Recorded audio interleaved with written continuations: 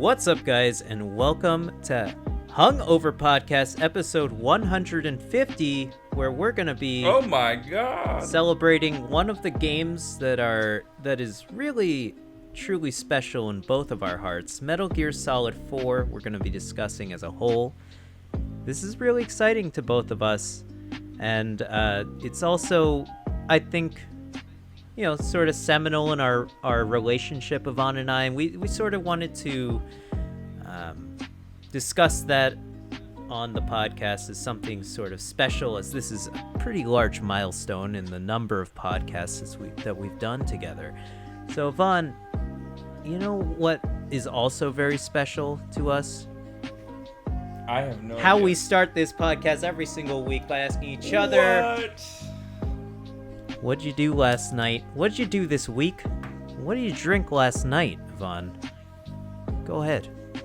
The floor's yours. Oh my god. What was last night? Oh my goodness. Today's Wednesday. Because I went and I bowled last night. That's what I did. But I didn't imbibe anything there because I did everything possible to not get close to touching my face. Oh my god. Wait. Hold on.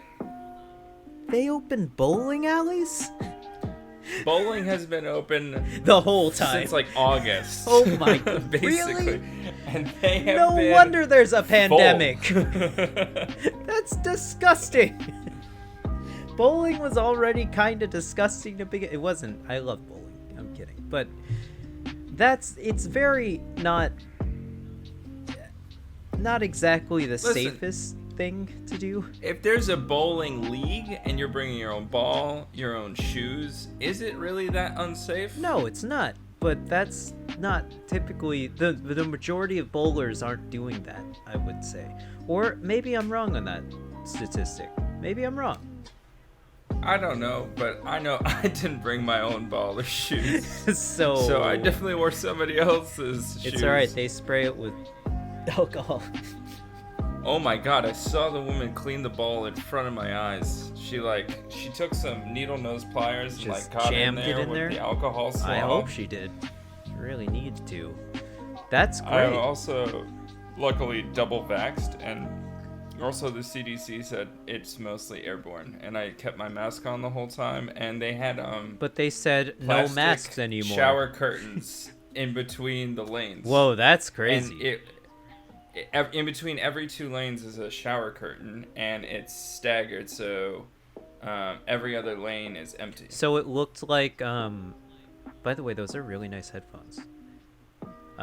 Thanks, they're Laura's. Oh, are they? Are those Sennheisers?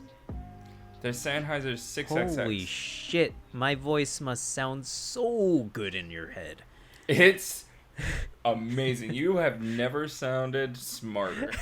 Yes, awesome. You're so and sharp. And you've right never now. looked smarter, no offense, Yvonne. You look great in those headphones. I just wanted to say, so they basically, sorry on that sidetrack, they made it into like a makeshift, like hospital, kind of. You know what I'm talking about? It basically is like the nurse pops in That's and funny. is like, "Do you need me to reset the pins or That's really weird. or bring you some French fries?" I don't know. I guess the last time I went bowling, I actually live pretty close to a bowling alley called Melody Lanes in Brooklyn. Very cool, old school bowling alley. It's been there for ages.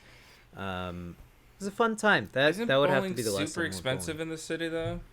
I don't think Melody Lanes is too expensive. I mean, probably by average American bowling standards, it's pretty expensive. But I don't think it. I think it was maybe $10 to $20 for, I guess, an hour of bowling. I don't know. I don't remember. We rented so at this place they charge either $4.25 per person per game, or you can rent a lane for $22. Nice. So Laura and I rented the lane because we played 3 games between the two of us. That would have been like $8.50 times 3 or $22. So we saved a couple bucks. That's nice. Yeah, I think the last time I went bowling was for someone's birthday party, and we went to Melody Lane. So that's exciting, man. Did you do anything else? Did you bowl a 300? I didn't. My first bowl, strike. Second bowl, spare. Third bowl, spare. Fourth bowl, strike. Fifth bowl, strike. Wow, I remembered it all. And because I was doing so well, Laura fucked with me, started dancing all up on me, all up around me. Whoa. Totally broke my concentration. This is getting very sexual. Very fast. Pretty steamy for podcast 150. This is what you guys came for. This is great. We were in lane number 1, and there was no one next to us for the next 17 lanes. So it was pretty. You guys just went isolated. together, so it's just you two. Yeah, that's it a was fun just date us. night. Maybe Nikki and I should do something like that. That's cute. It was nice. It was like we left work, grabbed like a salad from Wegmans, and the bowling alley that we went to was like 5 minutes away from both the Wegmans and my work. So it was like, Look at it that. was a really nice time. Look at that. That's really great news, man. Did you do anything else? I didn't drink yesterday, but this past weekend on Saturday, I had a barbecue. Nice. It was awesome. And I can't recommend Bud Light Orange enough. What a fantastic beverage. Okay. This is a new drink for the Hungover podcast. Bud Light Orange. Never had it myself, but I'm always open to trying new drinks. Tell me about it. Do you enjoy the Nickelodeon show Kenan and Kel? Absolutely. Do you remember what the beverage du jour of one Kel was? Orange motherfucking soda. Hell yeah. Guess what fucking Bud Light Orange tastes like? It's orange soda? It tastes exactly like orange soda. It has no side effects whatsoever. Just drink it like Is soda. it sweet? Yeah. Oh, God. But you don't get any beer taste. It's the craziest That's thing. weird.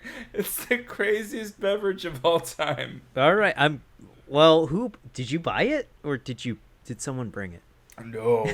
I wanted to get Peronis, but I didn't have that. So I bought ginger beer, and then I had this gin that I bought from Myers Distillery. Shout out.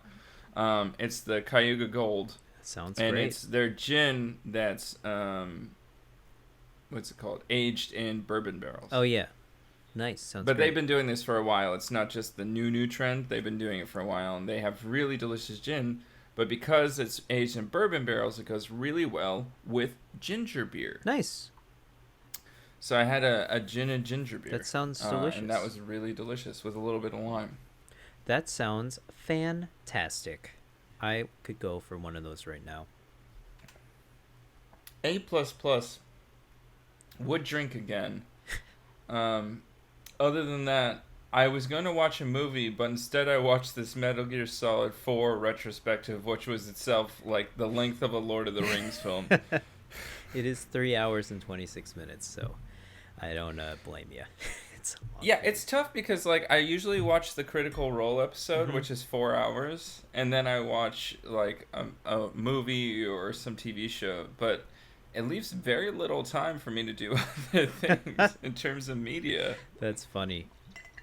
It's like funny. Working 12 hours a day and then having like to make the most of my time with Laura on the weekends. It leaves very little time for me to do video games for myself. Obviously, something that you wouldn't know but would know if you knew me. The only game that I've played with any consistency is Metal Gear since I've been back. No, that would be hilarious. That would be really funny. My favorite PlayStation 4 game of all time. Everybody's Golf, of course.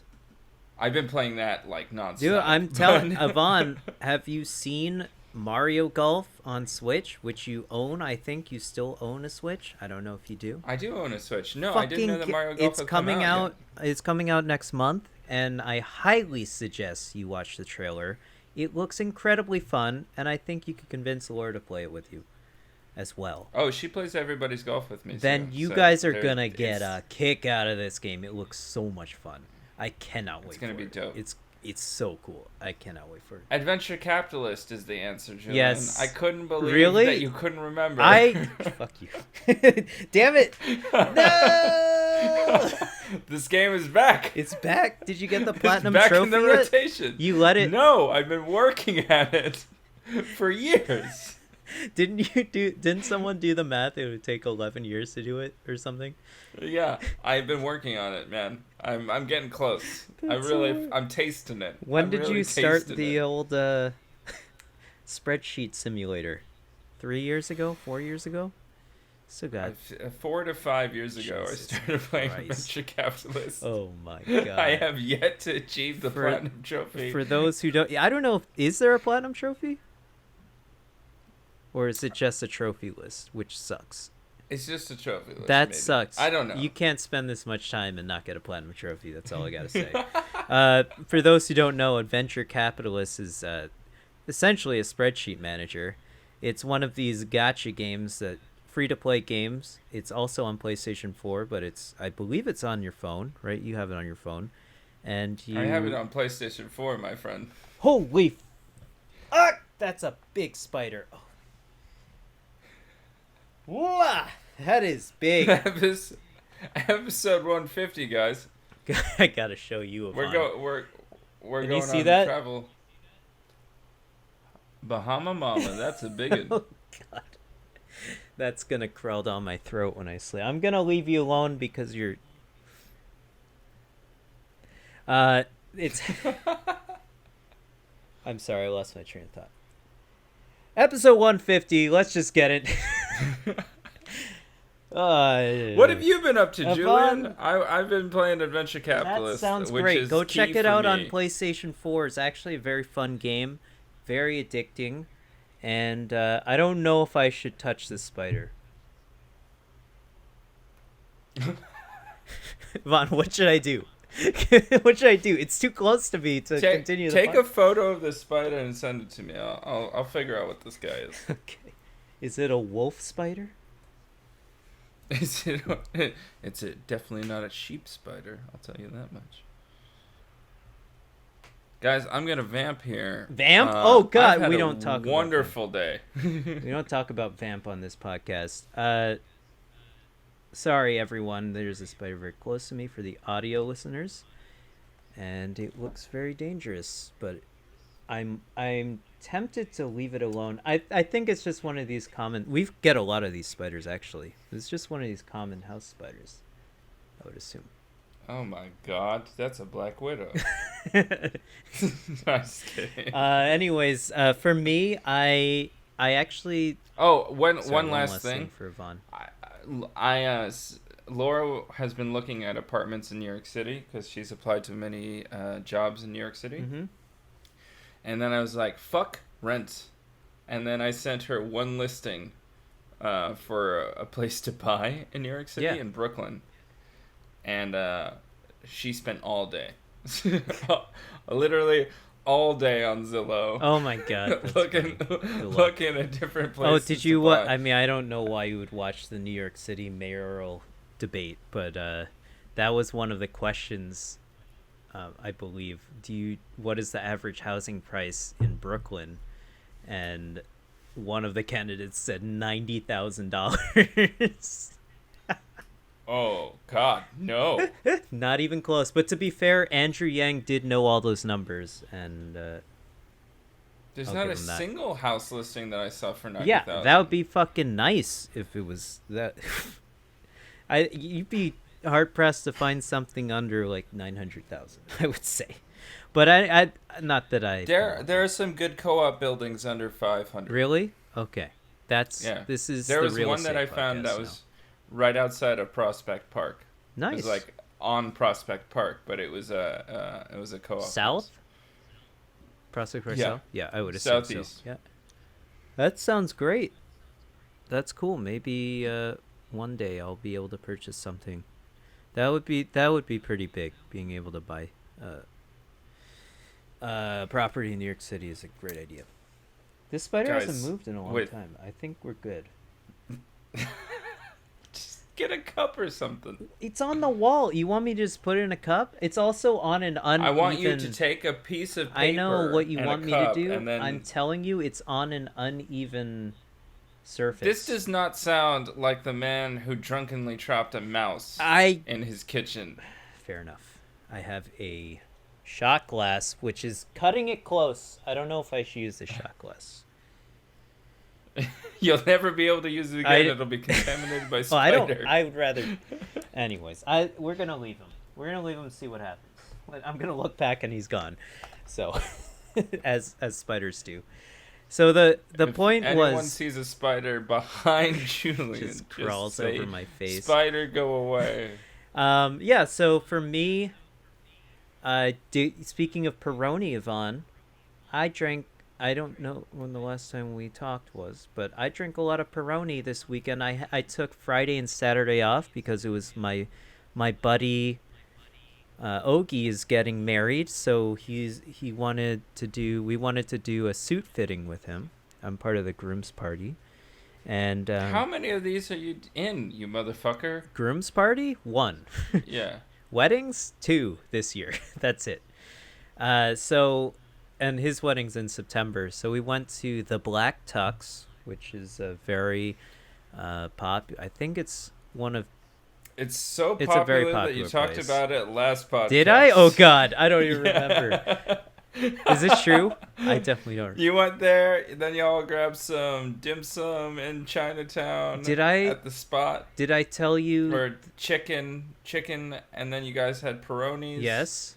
Holy shit! Did and I then tell? you considered buying the. I tux did buy because... it. Okay, this is great. There we go. Bought Update it. on the Update. story. I bought it. Did I tell you about us cooking? No, because we had the podcast on Saturday morning, right? Yes. So that day, this is actually a pretty crazy story, Fun. So not the grill. Hold on. What are you doing? I'm buckled up. You're gonna need it. I'm not kidding. So that was for the So the I- visuals you could find on Twitch while we do it, or on YouTube. not on Spotify, Anyway. but you can listen to us on Spotify. So Get right into So it. I went over to my buddies. Then the next day we wanted to, celebrate and do something in New York that's sort of like a celebration for my buddy who's getting married. So we grilled a lot of food. I'm a butcher, so I brought the meat. Of course, I was actually very happy. I got to clear out my freezer. I'm very excited about this. I've been saving. I initially purchased we dry aged meat. I purchased 2 ribeyes and 3 pork chops for Nikki, but because she wanted to send some meat to her family, but we couldn't figure out a feasible way of sending it without it going bad that we felt comfortable with. So I've just been holding on to pork chops and ribeye in my freezer for some sort of occasion. This was a perfect occasion for it. So I broke out the ribeyes, I broke out the pork chops. I also happen to have a skirt steak in there as well. My freezer, because my job gives me $40 a week. In case of emergencies. Yeah. My job gives me $40 a week to spend on meat, and Nikki and I can't eat that much meat, to be honest with you.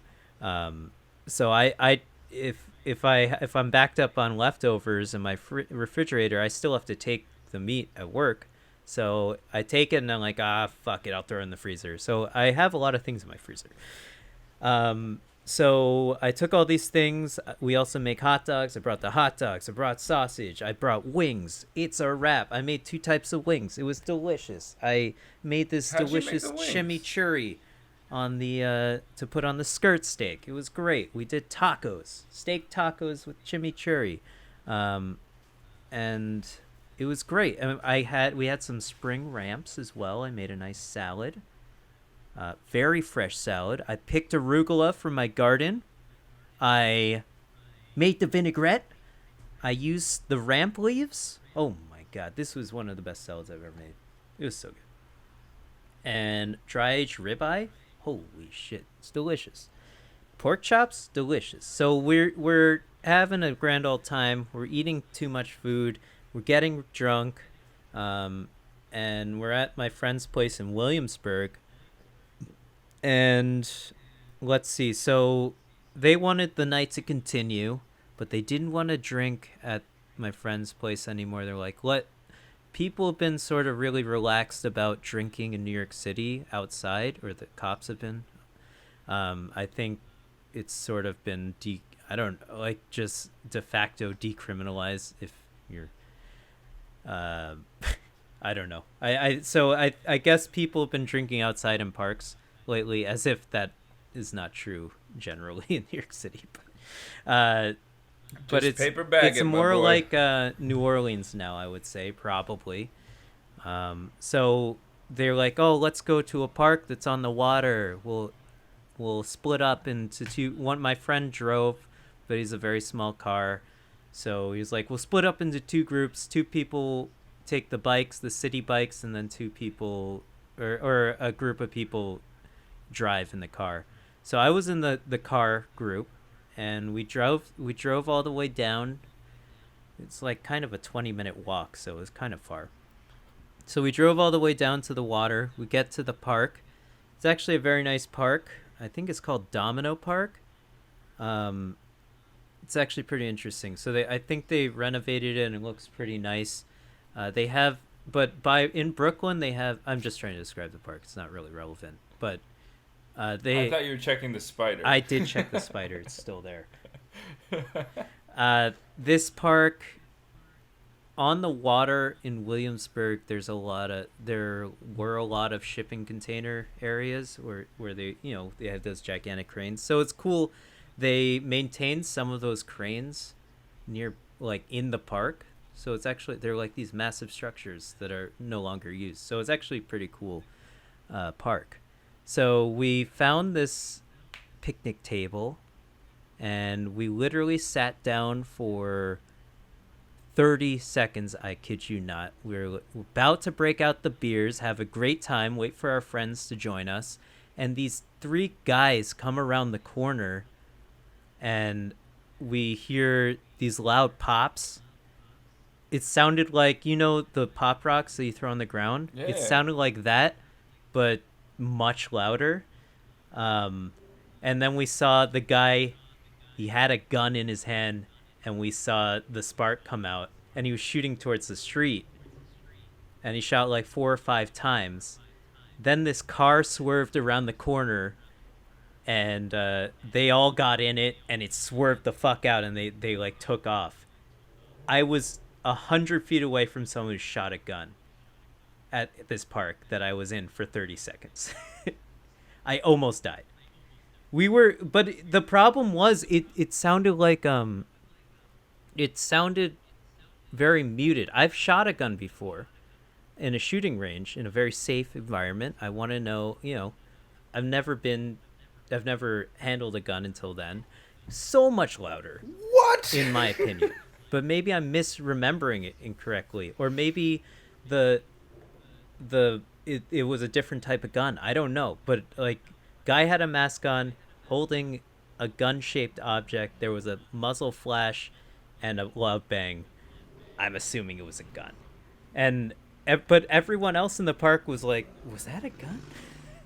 And we were all slowly like getting down. We're like, should we be getting down? Are we all right? And like, it was crazy, man. So after that, we were like, we got to get the fuck out of this park. And that sort of just abruptly ended our night. It was like 11 p.m. Holy shit. Yeah, so then I biked home or something with City Bike. That was the rest of my night. Yeah, that was nuts. I can't believe that happened to me. I was really afraid. That's utterly crazy. But I was only retroactively afraid. In the moment, I had no idea what was happening. Yeah, you were experiencing that fight or flight, or the shock of Clearly, it, my fight or flight is like, what? What's going on? Your fight or flight is stay still. Yes. Deer in You headlights. learned it from Jurassic Park. Yeah. But other than that, I guess there's no other way to follow that up. But I figure I have to tell someone about this. Yeah. So you might as well tell the dozens and dozens of people that listen to us. Yeah, dozens. Literal dozens. I don't think there's much else that I did other than me completing, on a lighter note, yesterday on stream, I completed Gundam Zaku 1 custom build. Oh, that's such a badass Gundam. Can I Zaku won? first say, so that it doesn't sound like I'm an awful friend and co-host, Yeah. I'm so glad you're okay. Thank you. I am too. I I hope I people are was glad that we're that alive. was shocking to me. But I'm glad you're okay. I am too, Yvonne. I'm trying to make this a lighter podcast by showing you plastic. This I spray painted this Gundam. You'll have to watch this sweet YouTube video. I spray painted a Gundam that Yvonne and I both really like. Zaku won, and I made him red and black. And I'm really excited about this, and I'm proud of myself. I think it looks It pretty looks good. really snappy. I really like it. Yeah, it was fun. It took me 10 hours to do that. It's a $20 model. The fuck? $20 model. But that's the thing about it, right? Once you get into the custom colors and everything, Yeah. that's where it gets you. Yeah, that was a lot of fun on stream, and then I've been playing a lot of video games. I don't think it's really relevant, except for one video game, Yvonne, that is relevant to both of Bud Light Orange. Bud Light Orange, sponsor the podcast, please.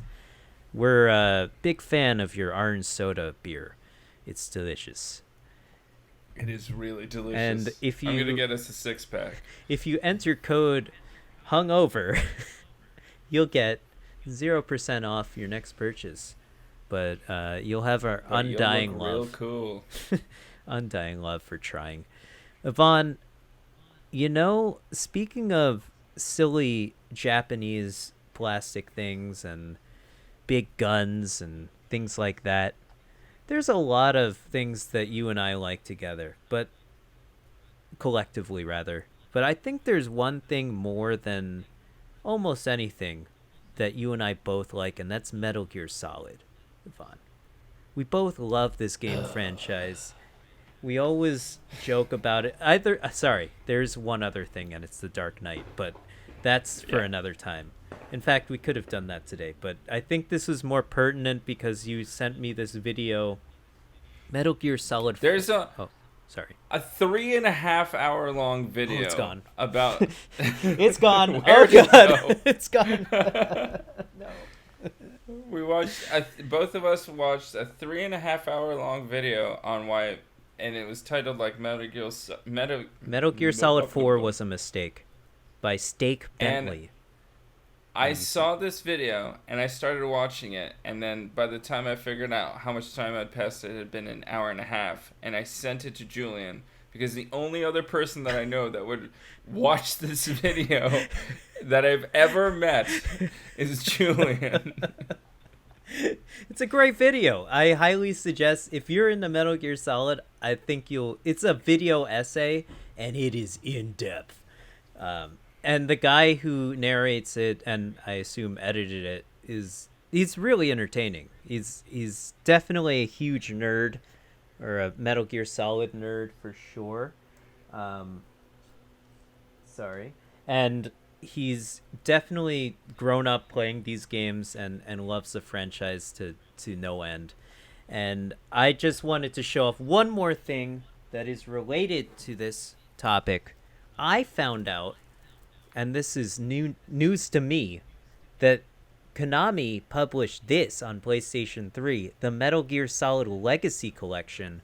This PlayStation 3 game that I just bought for $30, brand new, has Metal Gear 2 Solid Snake, Metal Gear Solid VR missions, Metal Gear Solid 2 Sons of Liberty, Metal Gear Solid 3 Snake Eater, Metal Gear Solid 4 Guns of the Patriot, Metal Gear Solid Peace Walker, Metal Gear Solid, I don't even know these last two.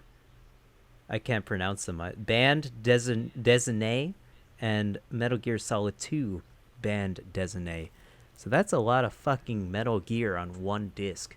This is awesome, and I can't wait to play it. I just wanted to show this off. If you have a PlayStation 3 and you like Metal Gear Solid, pick this up. This is awesome. How can't wait expensive to do you play think a PlayStation 3 is? Yeah. How much is a PlayStation 3? I think you can Yeah. get one for $100 probably. Because I would love to get this. This is a great collection, and it's all the Scan. HD updates of them too. Specifically, Metal Gear Solid 3 and 2 and Peace Walker, I believe. So that's a really cool collection that you and I would probably love to go through. But this is all about, I think, Metal Gear Solid 4. I think we want to at least start the discussion there, because this is the game that we played together in our sophomore year of college. I had a PlayStation 3, and the reason I got a PlayStation 3 is because I had already gone through 2 Xbox 360s due to Red Ring of Death issues. And I'm like, fuck it, I'll get a PlayStation 3. I want one of these consoles. So I got one used, and I was like, I know a game franchise that everyone loves is Metal Gear Solid, and this is the newest game. It's going to be sick. I actually started playing Metal Gear Solid with Metal Gear Solid 4. As asinine as that sounds in retrospect, so maybe there's some sort of nostalgia there for me, because I do know this game is very controversial, specifically to Steak Bentley, who has... Wait, can you repeat that one more time? You started with Metal Gear Solid 4? I played Metal Gear Solid Twin Snakes on GameCube about halfway through. Couldn't really get into it. Then I played Metal Gear Solid 4, got really into it, and went back to play all the games. And now I love Metal Gear Solid more than anything. It's my favorite game franchise, for sure. So... yeah, I pretty much, the first Metal Gear Solid game that I beat front to back was Metal Gear Solid 4. I didn't really understand what was going on, but I knew that it was something special. So I want to open up with that. I don't know what game you start. What about you, Vaughn? What game did I start with? Obviously, I only started with Metal Gear Solid. I don't know why I can't say this. I do know. I'm a little drunk, but I started with Metal Gear Solid 4. Yeah. I think I started watching you play. Yeah. And then... you read up on it or because something? I made my class schedule easier, and I didn't give a shit about my classes, I started a different save file, and then surpassed you. Yeah, you beat the... did you beat the game before me? I think you did, yeah. I did beat the game before you. And you were so mad at me. Did we had... oh my god. We had... so it's a funny situation. We had 2 different TVs, right? We had 2 TVs that year. That was sick. We had one... wasn't one a CRT TV? One was for sure a CRT. Yes, and then... we brought that one HD TV from my parents' place. No, we didn't do shit. Oh yeah, do you remember how that got to us? Yeah, Tori, your ex-girlfriend's your mom father, and my ex-girlfriend's dad dragged that shit down. I didn't realize how heavy it was going to be. And it was a heavy TV. And then it got to us, and I was horrified. I was horrified. And you held on to that TV for quite some time. So that was one of the first models of high definition televisions, or LCD screens for sure. It only had component inputs. I know that, and I had to buy component cables for my PlayStation 3. And then don't you remember? That's why we had the CRT, so we could play the sound through the CRT. So because it didn't have speakers. So that is amazing. Oh my god. Oh, this is bringing a tear to my eyes. So component cables you can pass through. I'm learning a lot about this now because I'm trying to hook up a lot of retro game systems onto my HD TV. But component cables have I think it's YB. I don't know I forget the acronym, but it's got the green, blue, and red component, which is the three inputs that will put the visuals on the screen, but that doesn't pass sound through. So, but luckily it doesn't actually in that situation. So we were able to wire the sound to our CRT, which I think was mono, my right? sister's. It was a mono I think audio so. speaker? It was my sister's old TV that she got rid of, and I was like, I'll take that. because I need a way to pass This through is audio. funny because this was just when people were, I mean, this was 2010 this was 2010, I would assume. Oh my God, 10 Yeah. years ago. Wow. Uh, so And yeah. we have a Facebook photo where we show that both I gotta TVs download that. had Halo Oh my pass God. through. I gotta download Because that that was photo. Halo, I think that was either Halo 3 or Halo Reach. I think it was Halo Reach at that Mm-hmm. point that we were playing. Because it was the one that had just come out. And we had Halo Reach playing mirrored on both Mirrored. televisions. That was sick. Yeah. I feel like I remember that. We were like, Going this on. is the ultimate We finally did it. experience. We did it. I think eventually I had some speakers that we brought in and we figured out how to pass through audio through the speakers. Yes, we finally hooked up your speakers that we had to turn on with the remote. I remember that remote. Yeah, To the turn on with the Logitech remote. Because we had the most janky setup, but this is what and now college That's kids. what college is about. They man. bring their fucking desktops to college now. They've got the whole thing. You guys don't know how lucky you have it, right? So we're trying to hook up this PlayStation 3 to two separate TVs to play Metal Gear Solid 4. And so maybe it's something nostalgic about that makes this game special to us, but I think it's also how over the top it is and how movie like it is, and just the characters and just everything about it is really, I think something special. I know it's supposed to be fan servicey, but I guess at the time we didn't really know much about it. It was just so unique, right? And we've been playing games for a while at this point, but nothing like this game. And I know it's the fourth in the franchise. I get it, but I think But truly even we in hadn't the played Metal Gear anything Solid like franchise, it feels it was feels super different. individual. Yeah. It doesn't have the intriguing like things like Psycho Mantis from the earlier games, but it has its own little I mean, it has Psycho little Mantis in it. snippets, you know. Psycho Mantis I is know, controlling. but it's a worse version of Yeah, Psycho it Mantis. is for sure. But I think the reason why I like this game now even more, going back playing all the games all the way through, I actually recently played them all on my Twitch channel, and right before Death Stranding came out that year, going back and playing them all, I think, yes, this game is definitely fan servicey, and yes, Kojima did get death threats about making this game, and I think maybe even prior to that, and he was sort of forced into it. But it's just, I think it was a good ending to the franchise, even though they made Metal Gear Solid 5, which I do really like that game, but only for gameplay reasons. And they made Peace Walker. I actually And really Peace liked Walker Peace came out Walker. after this game. True. Yeah, that They game also had that sick. weird game that was after Peace Walker.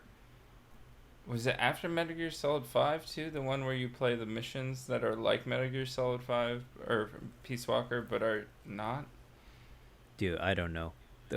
I actually don't know. I think you're saying so many things. You mean the one that recently came out, Metal Gear, the survival horror game? Yeah. Yeah, that was made without Kojima. Let's put it yeah, that way. but it's still there. No one cares about that game. And then they also made Metal Gear Non-canon. Rising, which was cool. I like that game. That where was he a nice plays game. Raiden. So I don't even know what we're trying to say here, but this game is special to both of us, because it was I think probably that's one of what our we are saying. like a very Formative. sorry, thank you, part of our gaming careers. I know Yvonne And doesn't play, friendship, and friendships, realistically. really. It's like it was a seminal part of our lives, I would say. I remember I had to like sit on the table to play. It might have been because I was playing on that CRT. But I remember sitting on the living room table to play for some reason instead of the couch one morning. I don't know if you I remember think it this. was because the controller charging Yeah, it cable was didn't too reach short. Yeah, long. and you would kill the controller the night before or something, asshole. Yeah, and I woke up early to play the game. Clearly. So, yeah, that's sort of the genesis of why we like this game. I don't know if you And each other, yes, and each other. realistically. I do want to talk about Julien has dressed up as both Otacon and Solid Solid Snake Snake. I for love the Halloween. characters. The characters are so memorable, and they're really over the top. I think Kojima. I think the best part about it, like what you say is like what you say when you say the best Marvel movies are comical. I think this series is a really good example of that. It's almost satirical in a way, making fun of spy movies and things like that.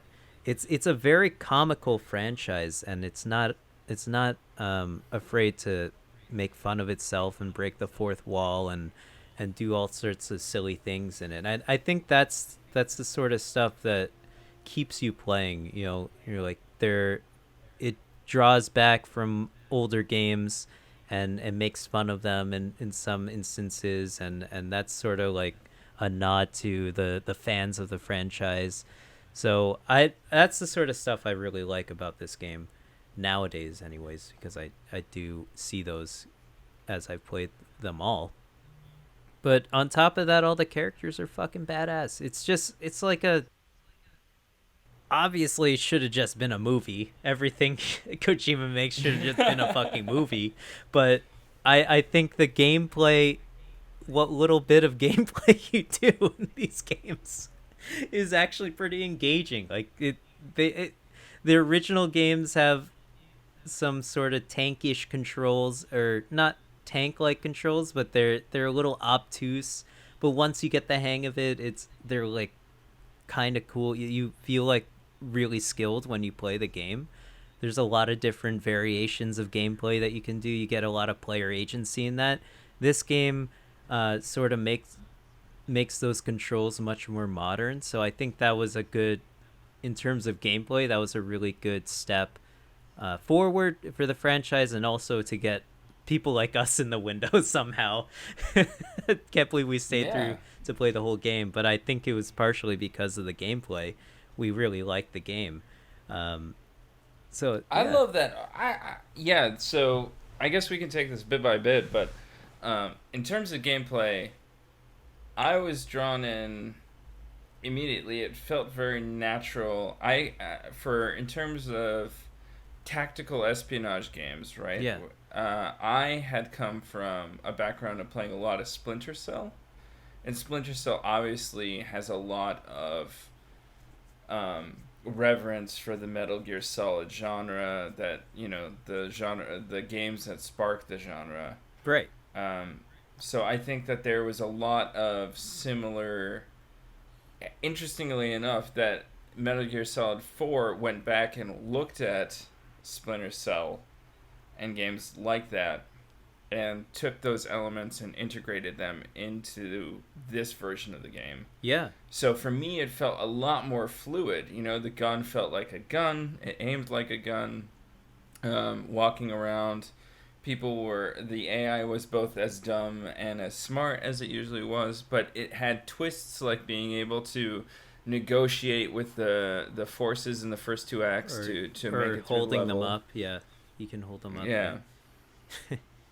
Yeah, it's Which you could do actually in Splinter Cell too, because oh, you can that's cool. interrogate them. But I really enjoyed the gameplay, and it put it into this political context that, for me, as a student of international relations and political science, I was immediately drawn into this kind of like, what the fuck is this world?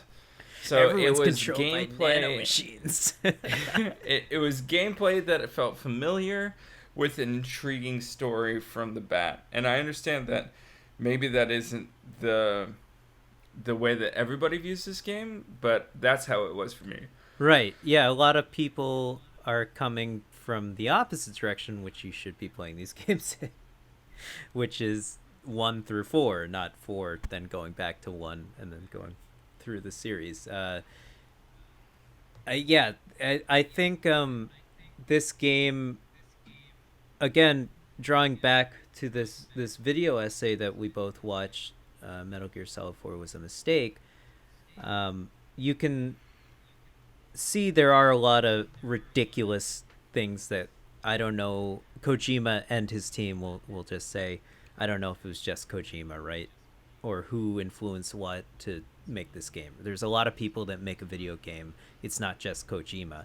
But there's a lot of stuff that was added into this game just to make things very convoluted, and all of a sudden characters take drastic right turns in terms of their character development, and all those things do make sense. And in terms of what this guy was saying, like specifically Naomi, the character, and I guess why would you watch this podcast if you didn't like this game or know anything about it, right? So Naomi is the scientist character. She's just in this game, she's just a completely different character than she has been in the past Metal Gear. I think she was in 1 and 2. She was definitely in 1. She doesn't have an accent. She's She's has apparently completely Rhodesian, different, which I had no idea. completely different motives. Yeah, things like that. She has a completely different degree now, right? She's like now a psychologist or something, or maybe that was Rose. I don't know. There's just That was Rose. Yeah, sorry, that was Rose. She's a nanobot. She knows expert everything in about this it, one. and I think like this guy Steak Bentley, he compared the nanobot explanation to compared it to midichlorians in Star Wars, and I totally see what he's saying. It's absolutely right. It's like kind of ridiculous. Like everything is kind of explained. Everything that's going on in this game, which is all ridiculous, by the way, is explained via nanobot. Oh, he has the nanobots, or he doesn't have the nanobots. In the case of Johnny, like it's ridiculous. On the one hand, yes, it's ridiculous, but on the other hand, this is a game where you can hide from people by being in a cardboard box. Yeah, and moving around. So that's yeah. I feel like, nanobots seems like a cheap and easy explanation for things, but it also is like something that unites and ties the world. It feels like I coming into this, I was like, okay, yeah, nanobots, sure, that's the thing.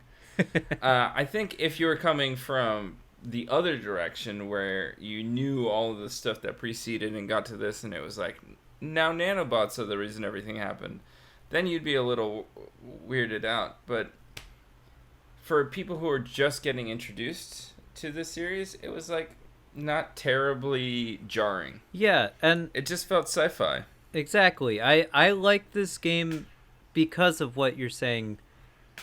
It's just like, this is just a ridiculous game with a ridiculous story that takes you on all sorts of roller coasters of emotion with different characters, and there's all these twists and turns, and I think that it's something that if you don't take so seriously, and if you don't take so like this is my life too, or like if you don't take so much ownership over the story, and you just let it happen, then this is a really fun what is it, quadrilogy of games. Quadrilogy. I guess you can include Peace Walker in there too, but quadrilogy of games that has a really fun story arc. I think that no games have ridiculous stories like this, but I think that video games sort of allow this sort of story to be told. I don't think you could tell something like this in a movie or in a TV series. I think there would be like maybe it came out in just the right time in video game history. I know it was a span of 20 years, but like now I guess there's too much money going into AAA video games, and there's too many people that have sort of say over what goes on in a video game nowadays, with between publishers, developers, and and producers and things like that. And I feel like the movie industry, I mean, maybe you can tell me differently, is similar if you're putting out a really high budget movie like Avengers, let's say. So, Yeah, and this I is, would say that there's a lot that goes into. There's a lot of voices in yeah. that room. So this is a game that was made to, in a way, to like sell PlayStation 3s. Like this was one of the big games coming out for PlayStation 3. So I think maybe it was just an era of video games where you could still get away with doing silly things, and it was just like an emerging medium where no, but the PlayStation 3 was huge. It sold 80 million units, but it's like and plenty of people make a lot of money off of video games, but um maybe it was still in a younger state that video games were, and now but I guess you get things like Fortnite still, where it's still wacky fun time or whatever. But I feel like you can't necessarily get away with telling a ridiculous single player story experience like this anymore. I'm not entirely sure it could happen again, come to think of it. But it did happen, and I'm really happy that it did. This is a really formidable, I can't say that word, formidable part of my life now, as obviously it formed a really great relationship between you and I, but also going back and playing all the games like this, I can't believe I missed out on this. This is so cool that they have all these really cool characters that are all really iconic, and it just means a lot to me. So I Yeah, think and I think that's, that yeah. we can get into the characters that we know and love. I think that there's some really strong characters in this Yeah. game, and like you were talking about with Naomi, there are some really weak characters in this game. I think first and foremost, you need your protagonist to be somebody that you love and is endearing. And from the moment where David Hayter is in the TV world to the moment where we get his speech about the world has changed and war has changed, like you start falling in love with Snake, and Snake's dialogue is really, really well written, and he becomes an incredibly likable person. And for me, I really started falling for him as like a guy that I would be a buddy with. And then you spend so much time with the character and you really start to feel it. I think where some of the deficits are with Snake is you don't feel the weight of the relationships, because in Metal Gear Solid 4 he's obviously old Snake because of his advanced aging due to being a clone. So you don't feel the weight of his relationships with Meryl and Right. Campbell. But I think particularly with Meryl, and I didn't get the understanding of what their relationship was until watching this. I've watched a few explanations of the Metal Gear Solid universe. And you still have no idea what's going on. No, I think I've caught up by now. But the one piece that was missing is like the interrelationship of characters outside of Big Boss and the Ocelot. boss, and Yeah. and Ocelot and Snake. So like Meryl and Big Boss, I didn't know that they had that kind of relationship in the earlier game.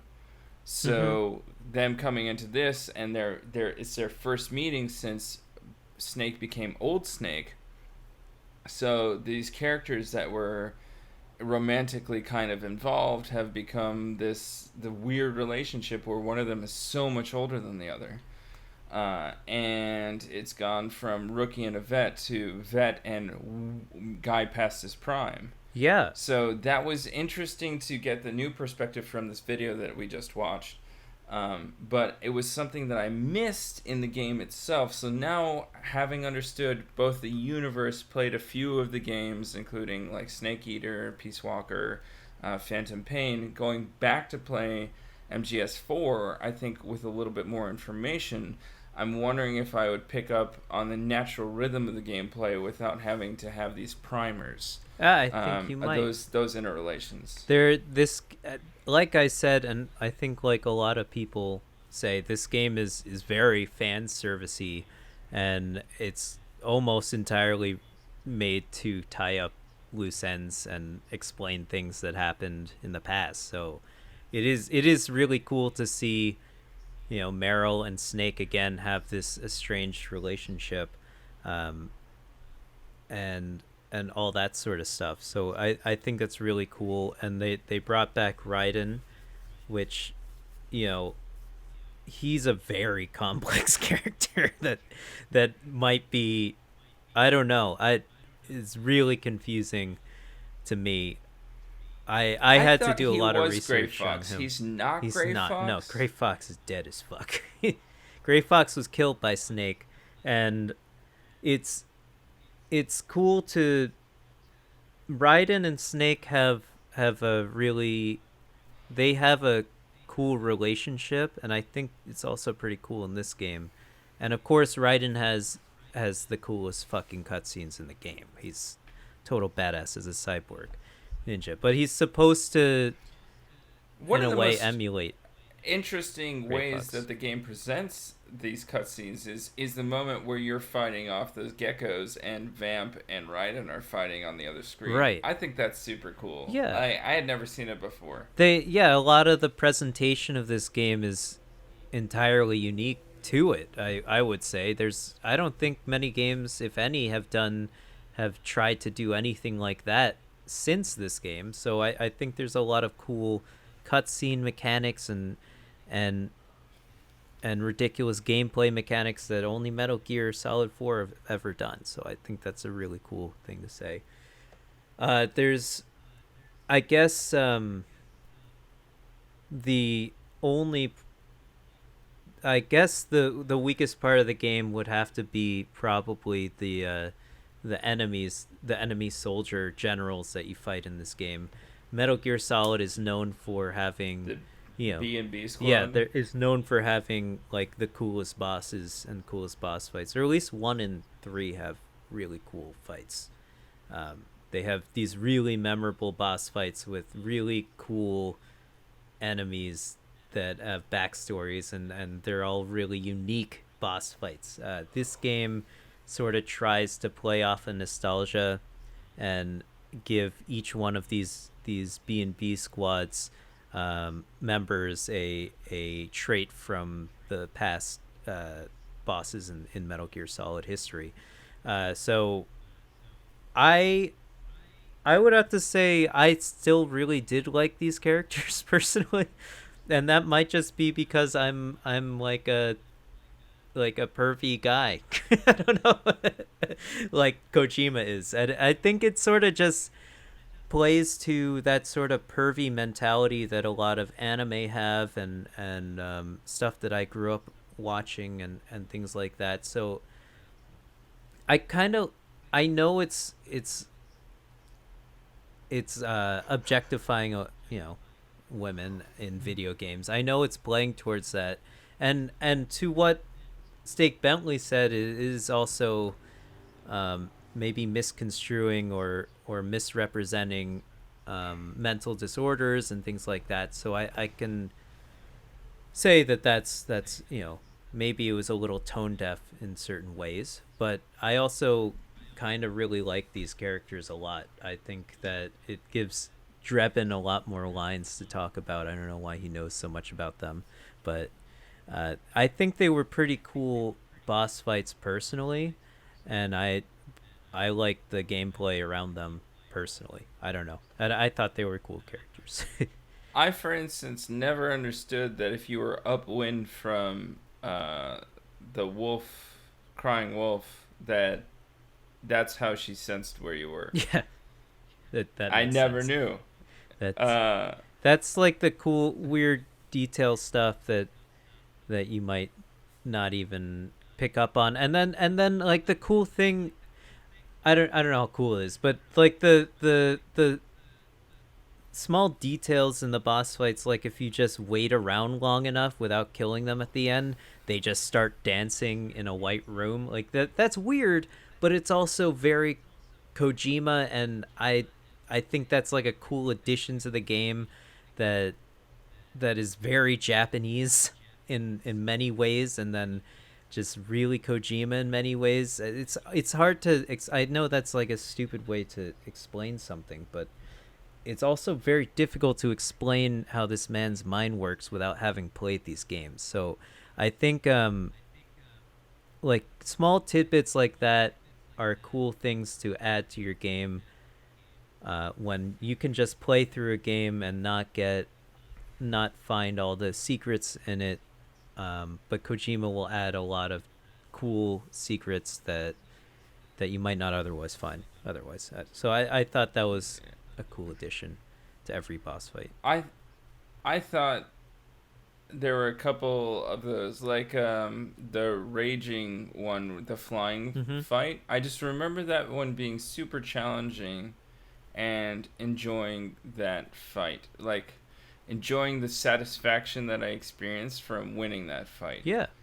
But I think my favorite boss in the game is still probably Liquid Snake. Or, at the end of the game. Liquid Ocelot. That's the most badass way to end the game. It's so cool. And it was interesting having the reflection of the name change reflecting Ocelot and Liquid Snake throughout the Metal Gear Solid games. That's very fan servicey, but it's also just, it was a really nice respite and kind of a very different approach to having a boss fight. Again, for fans of the series and people who have played the games before, they've had this fight before. But for me, it was brand new, and I was like, oh my god, now I'm in a fighting game. It was super, it is the peak of the series. I would say it's so cool. It's like a fist fight, these old guys going at it, ripping their shirts off. Nothing else to lose, either of them. It's at the end of the series. They're on top of fucking Outer Haven or Heaven, and they're just, it's sunset. It's amazing. They're injecting themselves with nanomachines. It's crazy. It's I love very that amazing. that cutscene, and then you get like eventually when it gets to the end of the cutscene and they like stick each other with the thing and their life bars go up, and that's how you start the fight. It's so the way Kojima designs his games, I think, has a lot of properties that make it feel unto itself. So it's self-similar, but it feels unlike any other games. Definitely. So I love that about it, and it has that, I don't want to keep saying the word unique, but it has a feeling that you don't get from other games, from the integration of cutscenes into action to the kinds of characters that you are fighting against or playing with. It's really fun. It's a fun world to inhabit, and I think that's, both of us love, I think a lot of people love atmosphere building, world building, and when you nail it, like the trick of it is do you believe it in the moment? And a lot of this is like, I don't understand what's happening, but there's definitely a world here that there's something special want about it, to understand. And I think that the trick of like a movie is, while you're sitting and watching this movie and your ass is planted for the 2+ hours, did you fully believe the trick of this film? I don't care what happens 30 minutes after. When you're watching the film, did you believe in it? If you did, then that's a great movie. Even if it makes no sense afterwards, but while you're watching it, you're like, wow, that's cool. Then that's amazing. And I think that Metal Gear Solid does that trick a lot. Yeah, and it's this again. This is coming from two people who started playing Metal Gear Solid 4, right? And we loved it so much that we wanted to play the other 4 games. So I think that's a true testament to how the character building and the atmosphere and the world building that Kojima's sort of done with this game. And I think, just to talk to you upon specifically, I think that you would really like Death Stranding in that way, because it's... Guess who started playing that game? You started playing it? I started it a couple weeks ago, but I've only gotten like 3 hours into it, so I didn't want to bring it up on the pod because it was like I haven't really done Well, anything. yeah, it's like got a lot of frustrating gameplay in it, but so does Metal Gear Solid, right? But it's there's something special about that game too. I think I can't really put my finger on it. It's very I haven't gotten Kojima for into the sure. Stranding style of game It's a yet. Stranding genre. I really only play Stranding genre video games. Once it opens up in that area, there's the intro part of the game, and then there's the middle part of the game is really entertaining. There's it's just you basically just doing a lot of side quests, but you really build up all the structures in the world. They might be in your version of the game because people might have already built it, but um, I think since we're on the topic of YouTubers who do video essays about video games, I know was it Girlfriend Reviews? I know it's a review of the game, but I guess a review is in a way a video essay in some ways. But her review of that game is actually really, um, I think it put it in words what I'm trying to say. So I would just suggest that you watch that video. It's like a 15-minute video or something. It's not a 3-hour video. But I think she said it pretty well, so I'll just tell everyone to just go watch that instead. Yeah, so I think we have an undying love for Metal Gear Solid and Kojima, so I'll definitely be playing his next game, whatever it is. I've loved everything this guy has put out. I haven't played Zone of the Enders. I would like to play that game, and then there's some like cop game that he made as well in the early 80s or something. So maybe I'll Zone go of the play that. Enders was basically made for me, so I need to play this You can game. get that on PC, so I think we should both play that game. That game looks really cool. So yeah, I know we didn't touch on everything, but I think this was more of a topic that we really wanted to talk about because it was timely, and I think it's a topic of celebration of the Hungover podcast as well. We wouldn't be doing this podcast if it wasn't. I don't think we'd be doing this podcast if we didn't play this game together, Yvonne. I think that's So absolutely true. I know It's definitely not the it Saboteur. ain't no Saboteur. I fucking hate that game. I You know you do. assholes kept playing that game. Oh my god, the sounds in that game. You know when you can hear a game? I can hear many games in my head, but this one, oh, I hate that game. Oh god, it wasn't even you didn't even play it as much as Daniel did. I think he played it more than you. Uh, but anyways, I hope you guys enjoyed our conversation about Metal Gear Solid 4 and how it brought two boys together to do a podcast. Even though our podcast isn't about Metal Gear, it lives on in both of our hearts, like love blooming on the battlefield. I thought that was a really great. The guy Steak Bentley got really mad at Johnny and Meryl at like getting married, or not getting married, but having a love moment on the battlefield. I was like, this is so. Now that I've played Metal Gear Solid 1, right? One of the questions that Otacon asks Snake is, "Can love bloom on the battlefield?" Like that's so fucking on the nose, dude. It's sick. It's like that's so Kojima. Oh my god. It's like they kiss in the middle of the battlefield, and Snake says, "Yes, love can bloom on the battlefield." So, and Kojima came through. I think that's just like beautiful. It's so cool. I love Metal Gear Solid. And with that, And on that note, we're going to conclude. Thank you so much for joining us in a topic that we have such reverence for, both as our personal friendship and as a seminal piece of the history of video games. Thanks so much for tuning in this week. Catch us next week when we get to episode 151. woo! What do we do? Probably not a video game topic. No. So if this was boring for you, tune in next week. We'll get back to something that you might be interested in. All right. Have a great day. Goodbye. Bye.